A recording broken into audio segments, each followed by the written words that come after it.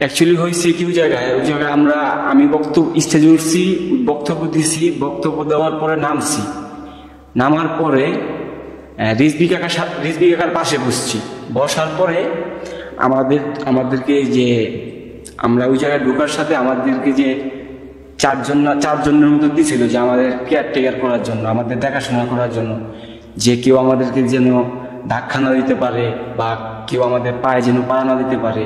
তো ওনারা আমাদেরকে নিয়ে এই যে ইশাক ভাই যে সাথে ছিল ওই সাথে আমি গেছি, ইশাক ভাইয়ের সাথে তো কথা বলুন, ইশাক ভাই তো আমার নেতা, ঠিক আছে। আমি তো ঢাকা দক্ষিণ সিটির বাসিন্দা ছিলাম, ঠিক আছে। তো আমি ইশাক ভাইয়ের সাথে কথা বলছি, কথা বলার পরে এই যে আমার বন্ধু মনিরে বলতেছে পার্থ ভাইয়ের লোক ছবরে, ওর আইডল নাকি পার্থ ভাই। তো ওর পায়ে নিজের অফ নাই, ওই আমার থেকে বেশি হুজুর রাখতে পারে। তো আমি আর ও একসাথেই ছিলাম, ও একটু আগে হাইটে গেছে, আমি ওর পিছন হাইটে গেছি। তো ও পার্থ ভাইয়ের সাথে ছবি উঠাইতেছে। ওই টাইমে আমি এই যে সালাউদ্দিন ভাইয়ের পাশে এবং এই যে মির্জা ফখরুল কাকার পাশে দাঁড়াইছিলাম। ওই টাইমে কে বা কারা জানি ছবিটা উঠাইছে। ছবিটা উঠানোর পরে আমি রাত্রে 2টা বাজে দেখছি পিনাকি ভট্টাচার্য প্রথমে পেয়েছে।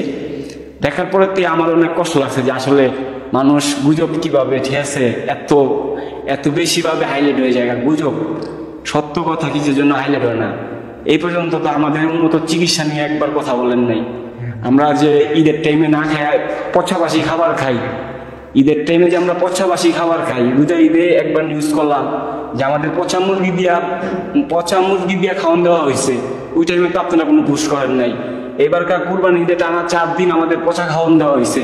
অবশেষে আমরা তালা মেরে রাখি ভিতর থেকে, আমরা হাসপাতালে কোনো খাবার খাই না। সর্বশেষ আমরা 5 দিন না খেয়েছিলাম, ঠিক আছে। আমাদের নিয়ে কোনো পোস্ট করলেন না।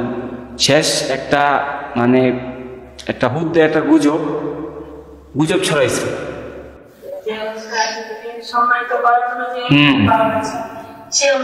অনুষ্ঠানে হ্যাঁ বিতর্কিত করার চিন্তা ভাবনা করছে ওনারা।